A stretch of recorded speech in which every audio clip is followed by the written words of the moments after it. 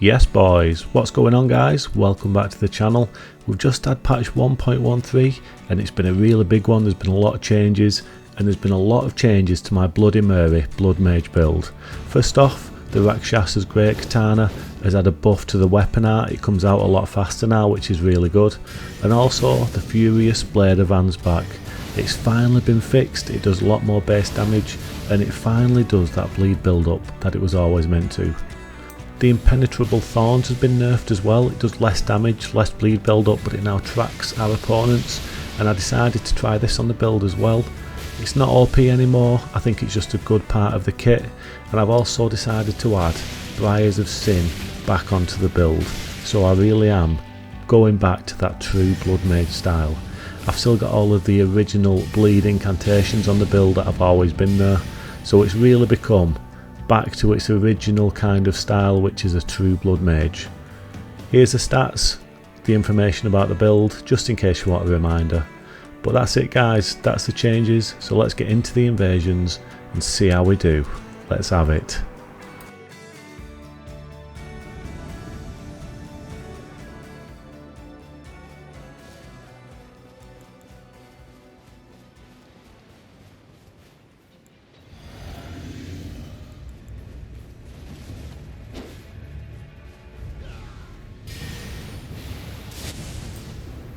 So we've just had patch 1.13 guys. It came out today as I record this video. It was out this afternoon.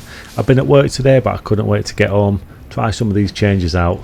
It's been really fun, it's been a really exciting day, and I saw the changes and I knew straight away that the build I've been invading on a lot lately, this build, Bloody Mary, it's been affected big time by the changes, so I couldn't wait to jump back on and crack on with some invasions and see how it feels. There's not been any real nerfs to this build, it's all been quite positive changes. The only nerf is the Impenetrable Thorns, but I actually weren't using them before this video anyway. I've just put them onto the build today. So yeah, they're just an addition to the build. You know, looking at it like that, you can say it's pretty much all buffs. Apologies if you just heard that car going past my house, it's absolutely roasting at the minute where I live. So I've got my windows open, so you may hear one or two cars going past, but we're all just going to have to deal with that guys, because I'm absolutely roasting, so it is what it is. But yeah, there's been some really good changes to this build and I'm mega happy with it. It's really good, it's really come full circle and it's become a really strong build compared to what it was before the DLC. First thing I want to talk about is Impenetrable Thorns. Now, I have said a couple of times that I was starting to really despise that spell, and for good reason. It was well overdue a nerf, and it got the nerf it needed. It does less damage, less bleed build up, and it's in a much better place. I was really disliking that spell because every time I fought anyone using it, they just spammed the hell out of it. They'd spam it, it was so easily spammable, and like you say, you know, it did a hell of a lot of bleed build up. And you just die really quickly.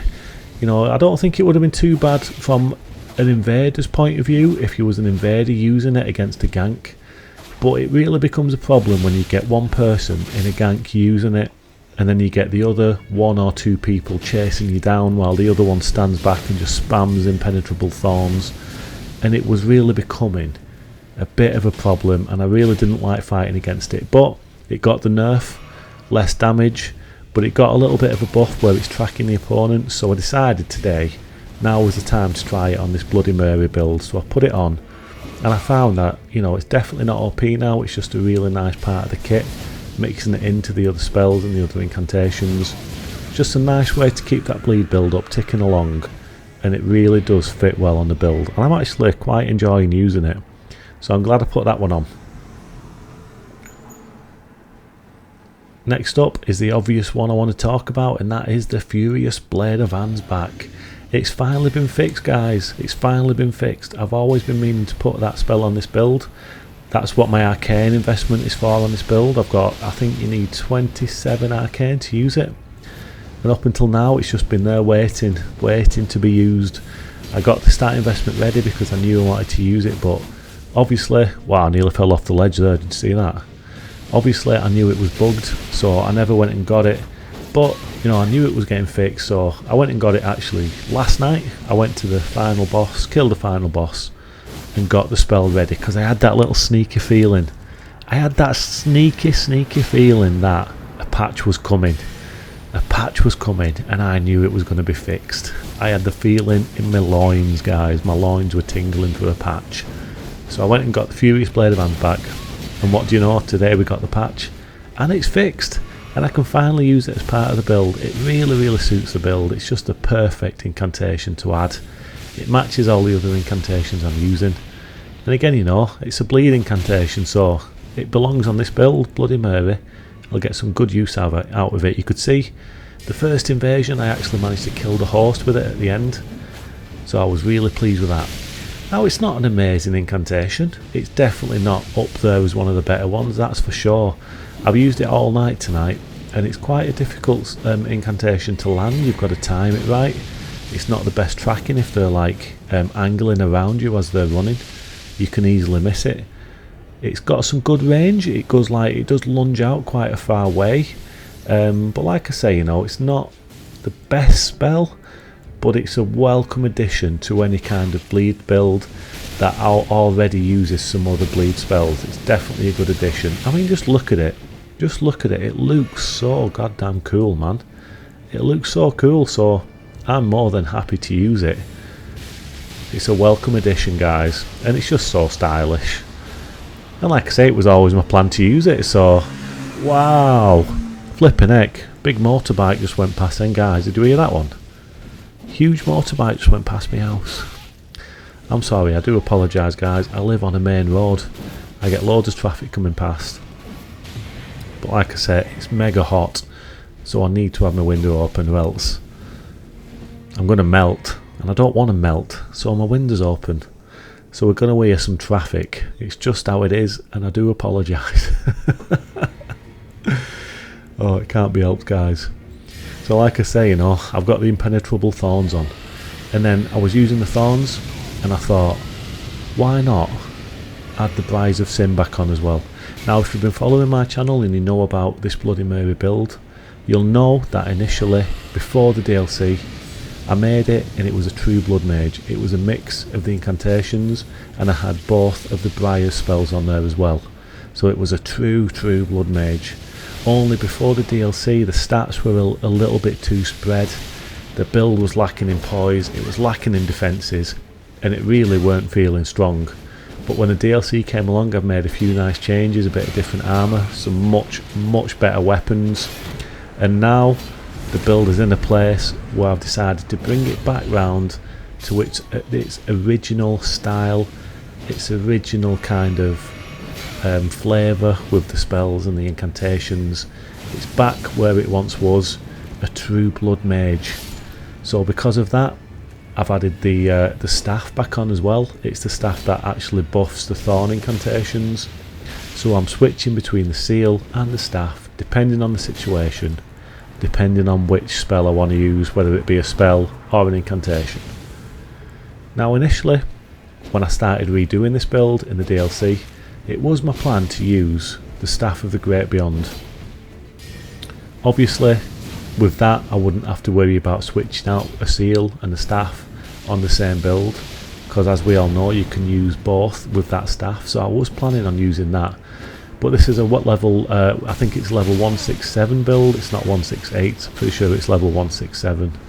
And I just don't have the spur stats to put into the intelligence to get the requirements for that staff. So I decided to go back to its original roots and put the staff of the, is it the staff of the guilty, I believe it is, and switch it out with the seal like I used to do on this build. Now that does mean that I've had to remove the gavel from this build, the flower stone gavel, which I was really liking, but to be honest, I'm much happier using the build the way I am in this video. Like I say, it feels really good going back to the original style of being a true blood mage, and it's a sacrifice I'm willing to make. It was fun playing around with the gavel, and it was actually surprising how effective that weapon is. But it's definitely a weapon I might come back to in the future, or maybe even switch out as one of my main weapons on the build every now and then, and just get a bit of use out of it that way. but I'm definitely happy with the sacrifice. You know, it's the right decision to do on this build. It just feels right. But in terms of all the overall changes that this build has made since I've come back onto the DLC, it's definitely in the strongest place it's ever been. Like I say, you know, I just mentioned it, but before the DLC it was feeling really weak. The DLC came along and I knew that was this build's time to shine. It was this build's time to kind of reinvigorate itself, have a bit of a makeover. And you know, I've been tweaking it ever so slowly, one little step at a time. I've been sorting my weapons out, deciding which weapons to use. I've been adding to the spells. I tried pest threads on this build, which is also really good, but I've took those off now that the Furious Blade of Ansbach's available, and I'm really happy with the overall spell rotation. I'm happy with my weapons, and like I say, you know, this build is in the best place it's ever been. It's not like ridiculous, you know, I'm not going into these invasions and just like clapping everyone. I'm not just winning for fun. I have to work at it. I have to be very careful still. You know, I did a lot of invading tonight, and I'm not ashamed to say that I lost a hell of a lot. I'm about to lose this invasion now. You can see just a little bit too much at the end there with the dragon breath, and then that big incantation from the summon. Just a little bit too much to handle, but that was a really good invasion either way, so I'm not too fussed about that. But like I say, you know, I've lost a lot tonight. I've lost a lot of invasions. Invasions are still really difficult. But honestly, guys, I've loved every moment of it tonight. It's been a lot of fun. The game's still really busy, and it's just fun trying out this new kit with Bloody Mary, these new changes. So, you know, can't complain about that. And like I said, if you keep an eye on my YouTube channel, the other day I put a little post out saying that my opinion on how to fully enjoy this game is that you need to know when to take a break. You need to know when to just walk away and have an hour, you know, have a few hours, maybe even take the night off and come back the next day. You know, if you're having a hard time invading, if you're getting frustrated, don't sit there smashing your head against the table. Just walk away, guys. The game isn't going anywhere. Don't get frustrated with the game, with the invasions. It's just going to make it all worse. It's going to stress you out, and it's just going to get you in the mindset where you're not enjoying things, and you just like, it might even push you towards quitting the game completely. Don't sit there and get frustrated. Just take it as it is and realise that these invasions at the minute are very difficult, even still, even after the nerfs and the changes we've had today. The invasions are mental, guys, and just accept that fact that you're not going to win every invasion. Every invasion session isn't always going to be a good one. And if you're having a hard time, if things aren't going your way, if you're running into some tough ganks, if you're making mistakes, if you're losing concentration, if you're getting fog walls, if you're getting bad spawns, all this juicy good stuff, just walk away, guys, and come back the next day when you're feeling better about invading again, and I guarantee you'll enjoy it more that way.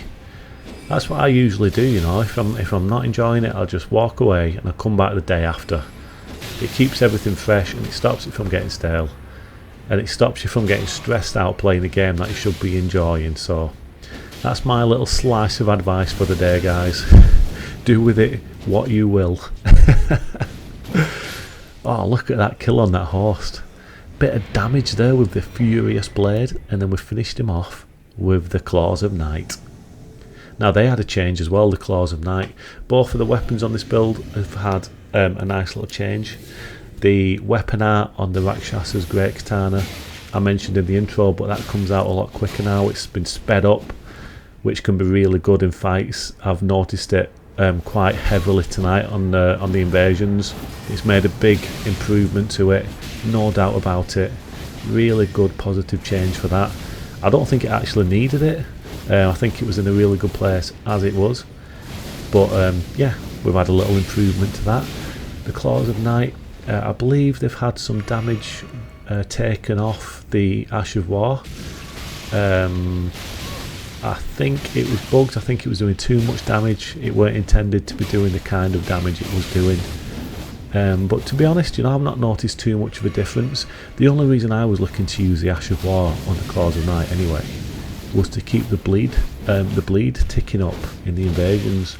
So if you're using it in that way, not looking to one-shot anyone with it, I don't think there's much of a change on it, you know what I mean? It's still quite useful.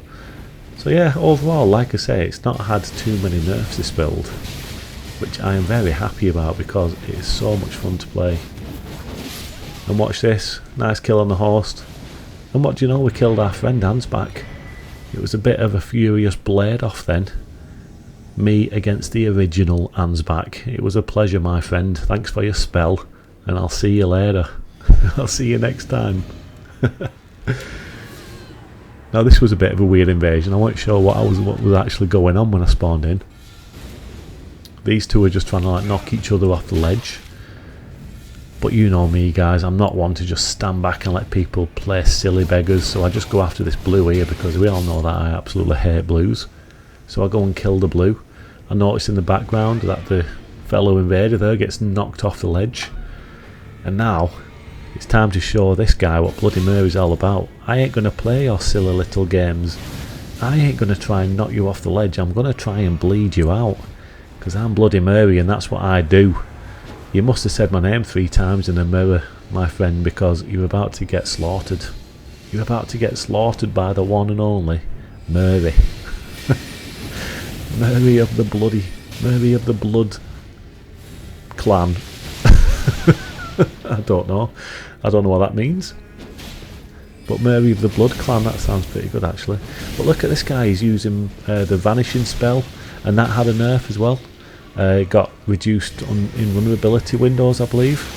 I don't think that was really necessary. I thought that spell was fine as well. So some of the changes in the patch didn't really make sense to me.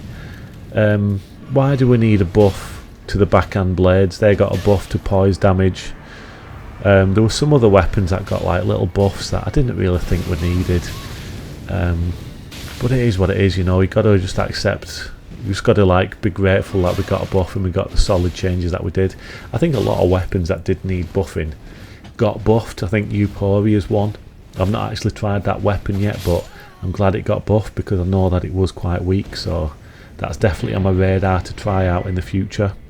It's a very special twin blade, isn't it? It makes quite a big deal of you going on a bit of a trek to get that weapon. I think it was always meant to be stronger than it actually was performing, so that was in desperate need of a buff, so I'm glad that got one. A couple of other ones. What else was there? Didn't the rot pole blade get buffed as well? I forget what it's called, but you get it from killing that big scorpion boss. I forget what she's called as well, because I've got an awful memory, as you all know. But I think that weapon got buffed. There was loads of buffs, guys, absolutely loads of buffs. All in all, I was really pleased with it. But like I say, you know, Bloody Mary's come out looking really good off it. I think my Chaos Maker build got some good buffs as well. I think a few of the spells that he uses. Wow, a massive big lorry just went past me out. Did you hear that? It's like spot the vehicle on this one, guys. I can only apologise, but it's flipping roasting. But yeah, overall, guys, really happy with the patch. And yeah, I think I'm going to try Chaos Maker next because there were some good spell buffs that build received. So yeah, bring it on. This is the last invasion of the video, guys. You've probably noticed that these two have been spamming Impenetrable Thorns at me, so it's still very spammable. And the host has been spamming the hell out of that good old Rivers of Blood, Blast from the Past. Still dangerous, you've still got to respect it. And Schmeagles like this guy, this ultimate Kevin here, will still spam the hell out of it at you. Bit of Briars of Sin action, so happy to have this back on the build. But this Schmeagle's about to get finished off. Little tag team action between me and the big giant, and he's about to get squashed. There we go, thanks for the assist, Mr. Giant. We sent the Kevin to his grave. But that was the last invasion, guys. I hope you're enjoying the new patch. Thanks for watching the video, hope you enjoyed it. Look after yourselves, and I'll see you all on the next one.